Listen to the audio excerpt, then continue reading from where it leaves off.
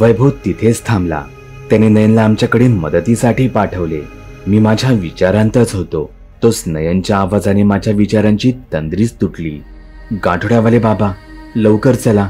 भेंडी तिथे ती भूतनी विशालला काहीतरी करेल हो. पुन्हा एकदा याचा अर्थ हाच होता. गुरुजींनी दिलेला संकेत हा योग्य होता. आमच्यावर होणारे अमानवी शक्तींचे हल्ले अजूनही थांबले नव्हते. आम्ही लगेचच नयन सोबत तिथे असलेल्या उमराच्या झाडाजवळ पोहोचलो. तिथे पोहोचताच नयन इथे तिथे शोधू लागला. काय रे, काय शोधतोयस? आणि विशाल आणि वैभव कुठे आहेत ते? भेंडी, मी त्यांना शोधतो आहे. मी त्यांना शेवटचं इथे या झाडाजवळच पाहिलं होतं. आता आम्ही नयन सोबत त्या दोघांना शोधू लागलो. तोच वैभव झाडावरून धाडकन खाली पडला. तो वेदनेने कण्हत होता. आम्ही वर झाडावर पाहिले. वर झाडाच्या एका फांदीवर विशाल उलटा लटकला होता. जाओ, चले जाओ यहाँ से, नहीं तो खामखा मेरे हाथों से मारे जाओगे. त्या सुकलेल्या झाडाच्या एका अंधाऱ्या कोपऱ्यातून त्या प्रेतनीचा आवाज येत होता. आम्ही जाणारच आहोत, पण हा मुलगा हा आमच्या सोबत आहे. यालाही आमच्या सोबत येऊ दे. गाठोड्यावाले बाबा विशालकडे पाहत झाडावर लपलेल्या त्या प्रेतनीशी बोलत होते. तशी ती भयानक आवाजात हसू लागली. ले लो, जाओ, ले जाओ इसे भी. तिच्या या वाक्यात एक गूढता लपली होती. तिने विशालला असंच मजा म्हणून तर नक्कीच पकडलं नव्हतं. त्यामुळे तिच्या तोंडून अजून काही वाक्य निघणार याची आम्हाला खात्री होती. मी झाडाजवळ हळूवार पुढे गेलो.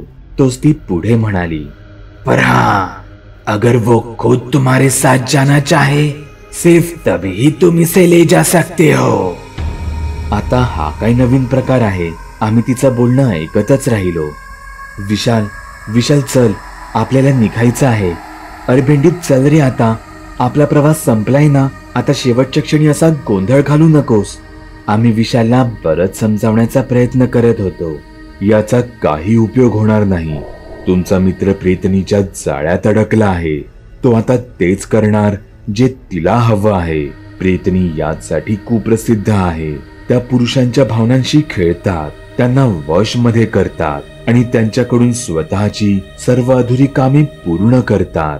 मग ते त्यांना न मिळालेलं शारीरिक सुख असो किंवा त्यांच्या मृत्यूचा बदला, ते त्या पुरुषाच्या माध्यमातून पूर्ण करतात. म्हणूनच त्या अधिक भयानक असतात. जा, इस पेड़ के नीचे खड़े हर एक इंसान को मार डाल. प्रेतनीचा आदेश मिळताच विशालने त्याचे डोळे झटकन उघडले. विशालचं ते रूप फारच भयावह वाटत होतं. तो गुरगुरत होता आणि काही कळायच्या आतच त्याने झाडावरून सरळ माझ्या अंगावर उडी मारली. त्याच्या वजनाने मी खाली जमिनीवर पडलो. विशाल माझ्या छाताडावर बसला होता. तो जोरात ओरडला आणि मला एखाद्या झॉम्बी सारखा चावण्याचा प्रयत्न करू लागला. मी कसंबसं माझ्या दोन्ही हातांनी मिळून त्याचं तोंड पकडून होतो, पण तो एखाद्या जंगली प्राण्यासारखा वागत होता. त्याचं केवळ वागणंच नाही तर शक्तीही जंगली प्राण्याप्रमाणे वाढली होती. माझ्याने तो आवरत नव्हता. मला चावता येत नाही म्हटल्यावर तो त्याच्या दोन्ही हातांनी माझ्या शरीराला ओरबाडू लागला. तोच नयने विशालला पाठून घट्ट पकडले. एरवी सर्वात घाबरा म्हणून ज्याची ओळख होती, तो नयन मात्र नेहमीप्रमाणेच त्याच्या मित्रासाठी धावून आला होता. त्याने विशालला माझ्या शरीरावरून मागे खेचले, पण यामुळे विशाल अजूनच भडकला. त्याने नयनला पाठच्या पाठी ढकलले आणि तो वळून नयनच्या शरीरावर चढला. त्याने एका सेकंदात नयनला जमिनीवर लोळवले. तो नयनला वाटेल तसा मारू लागला.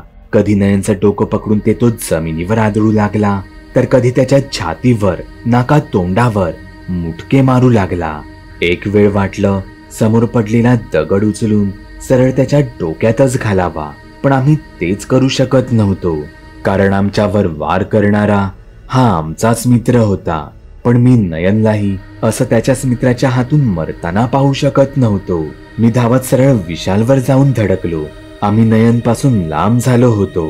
यावेळी मी विशालच्या छातीवर बसून त्याचे दोन्ही हात पकडून होतो, पण मी हे जास्त काळ धरून ठेवू शकत नव्हतो. तो तिथून स्वतःला सोडवण्यासाठी झटके मारत होता. तोच वैभव माझ्या मदतीला आला.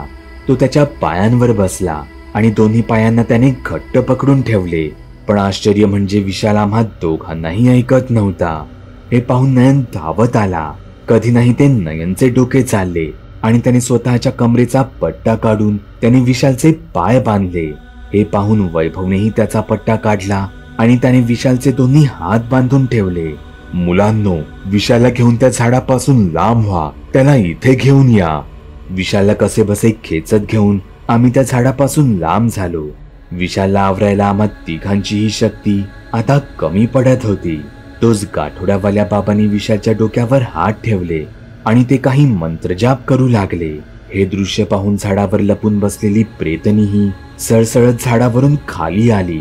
पण तिला त्या झाडाची सावली मात्र सोडता आली नाही. इच्छा असूनही ती पुढे येऊ शकत नव्हती.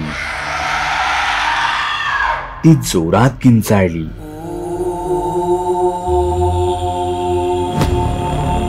इथे गाठोड्यावाल्या बाबांच्या मंत्रांनी विशालच्या शरीराला एक जोरदार विजेचा झटका लागावा तसा तो जागीच काहीसा हादरला गेला. प्रेतनीचा प्रभाव नाहीसा झाला होता. आम्ही जंगलात कुठेच सेफ नव्हतो. आम्हाला लवकरात लवकर आमच्या गाडीजवळ पोहोचावं लागणार होतं. आम्ही घाबरून धावतच सुटलो. तिथे ती प्रेतनी आक्रोश करत होती आणि शेवटी अचानकच ती विचित्र आवाजात हसू लागली. तिला नेमकं काय सुचवायचं होतं, पण मी त्याकडे जास्त लक्ष दिलं नाही. मी समोरील त्या भयान अंधाऱ्या जंगलाकडे माझं लक्ष वळवलं. जंगलातील ते वातावरण मला काही चांगलं वाटत नव्हतं. जंगलात सगळीकडूनच थंड वारे वाहू लागले होते. दूरवरून कोल्ह्यांचे रडणे कानांवर पडत होते. मला अचानकच का कोणास ठाऊक आमच्या आयुष्यातील चांगला काळ संपून आमच्या आयुष्यात अंधार येणार असे भासू लागले.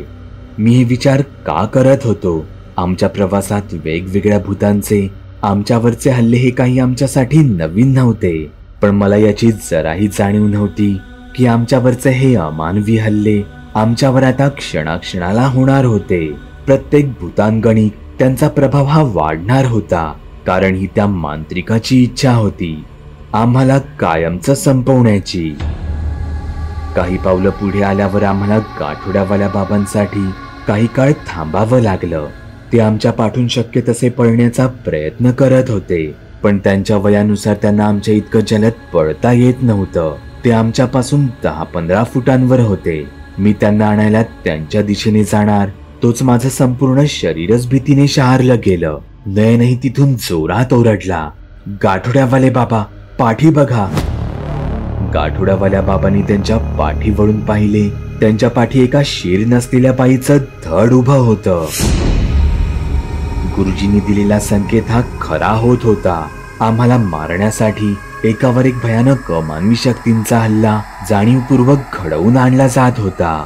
गाठोड्यावाल्या बाबांच्या पाठी अशीच एक भयानक स्त्रीची आत्मा उभी होती. ती एक स्कॉन्धोकता होती. स्कॉन्धोकता म्हणजेच शीर नसलेली आत्मा, ज्या आत्म्याला त्याचं डोकंच नसतं.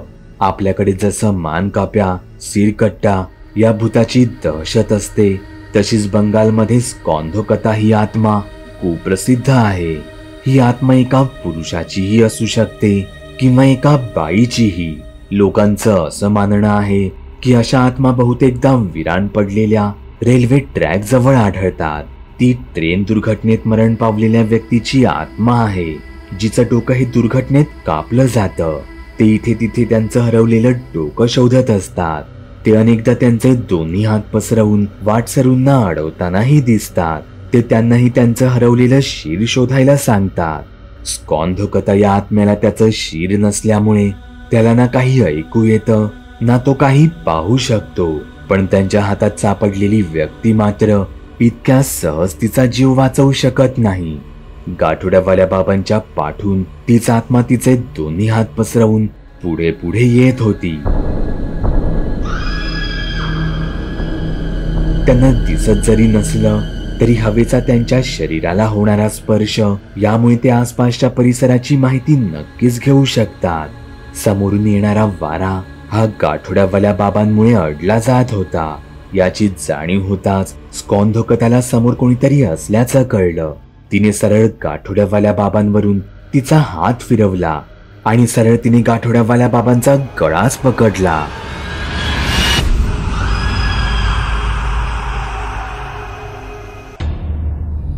पागल बुवा. चॅनलवर अपलोड केलेल्या नवीन व्हिडिओची नोटिफिकेशन मिळवण्यासाठी चॅनल सबस्क्राईब करायला विसरू नका. व्हिडिओ आवडला तर आमच्या मेहनतीचा मोबदला म्हणून तो लाईक करून मित्रांसोबत जरूर शेअर करा. चॅनलवरचे इतर व्हिडिओ पाहण्यासाठी इथे क्लिक करा. तसेच चॅनलवरची प्लेलिस्टही चेक करा. दर दिवशी नवनवीन भूतांचे व्हिडिओ बनवून मी तुमचं मनोरंजन करत राहू याची खात्री बाळगा.